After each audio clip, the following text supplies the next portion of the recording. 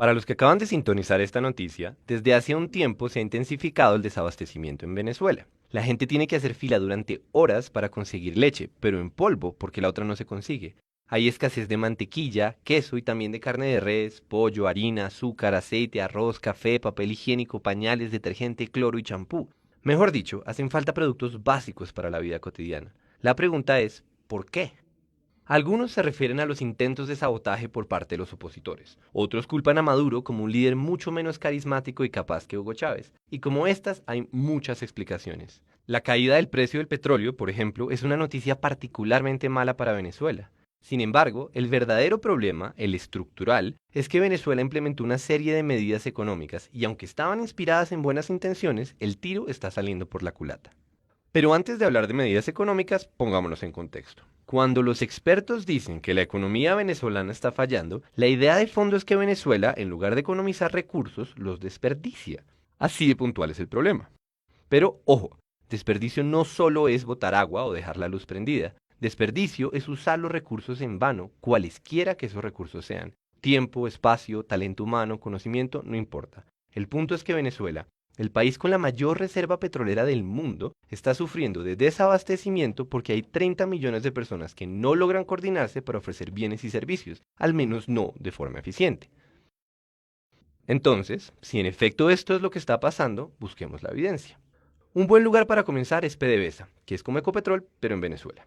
Por extraño que parezca, además de extraer petróleo y venderlo en el exterior, PDVSA importa alimentos para distribuirlos como parte de su misión de abastecer al pueblo venezolano. No es que esto esté mal en sí mismo, ni tampoco que este hecho pueda explicar el desabastecimiento, pero es muy diciente que una petrolera sea la entidad elegida para entregar alimentos. Ahora piensen en la burocracia en Venezuela. Por ejemplo, para importar productos hay que comprar dólares, pero resulta que en Venezuela el Estado es el que vende dólares y entonces hay que pasar por un proceso burocrático que puede durar meses antes de importar cualquier cosa.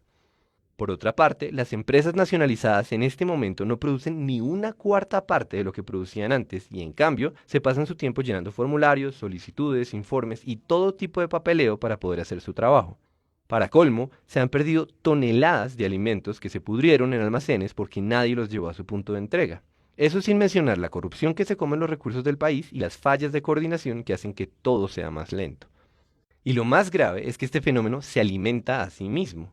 El tiempo que los venezolanos gastan haciendo filas para poder comprar los productos que necesitan es una consecuencia del desabastecimiento, pero también es la causa de más ineficiencia. Estamos hablando de millones de horas humanas que se van a la basura y que se hubieran podido utilizar para mejorar la situación del país.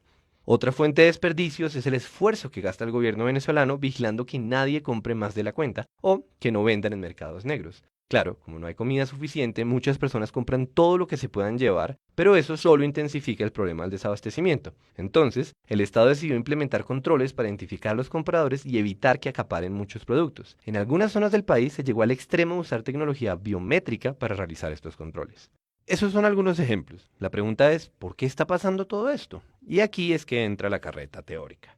Coordinar los esfuerzos de millones de personas es algo que desborda las capacidades de cualquier grupo de funcionarios.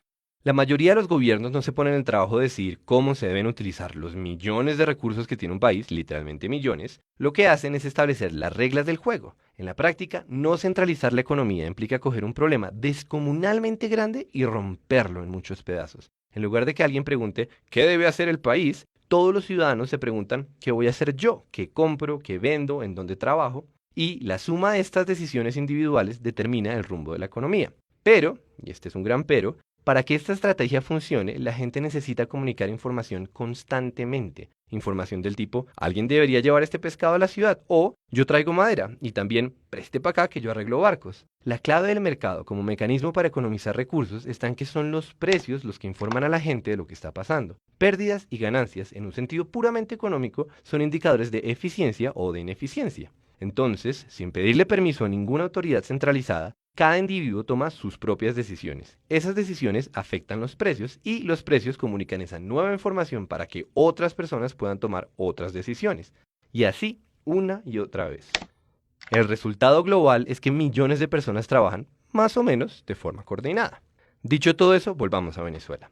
Resulta que, en los últimos años, Venezuela pasó de tener una economía coordinada por precios a una economía centralizada. Aquí es que aparecen las medidas económicas. Lo primero fue ponerle un precio fijo a los productos que ahora escasean y ponerle un precio al dólar. Esto comenzó en el 2003. La idea era que todos los venezolanos, ricos o pobres, pudieran comprar los productos de la canasta familiar y que la moneda venezolana se mantuviera fuerte con respecto al dólar. Obviamente, el gobierno trató de fijar precios, comillas, justos, pero la gracia de los precios es que se adaptan a lo que está pasando mucho más rápido de lo que se puede enterar un funcionario del Estado. Y lo que está pasando, o lo que habría de pasar, fue inflación.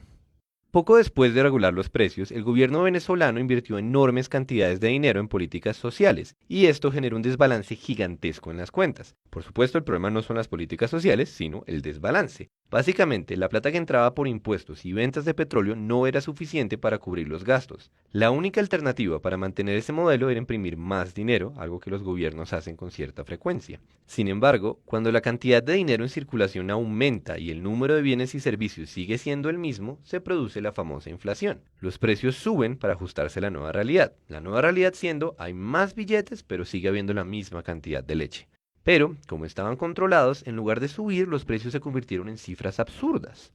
Acto seguido, los productores y los distribuidores de alimentos empezaron a quebrarse y muchos se fueron del país porque el negocio dejó de ser rentable. La producción se cayó en cuestión de unos años. Entonces, el gobierno se dedicó a nacionalizar buena parte de las empresas, algunas porque quiso y otras porque había que subsidiar los costos de producción. Por ejemplo, el Estado adquirió más de 10.000 hectáreas de fincas ganaderas en los últimos años. El problema es que el gobierno no tiene la misma experiencia que las personas que antes manejaban esos negocios y lo que es más grave, tampoco tiene la información necesaria para tomar decisiones eficientes, porque cuando se desligan los costos de producción de los precios, no hay nada que nos informe de si esto es más eficiente que aquello.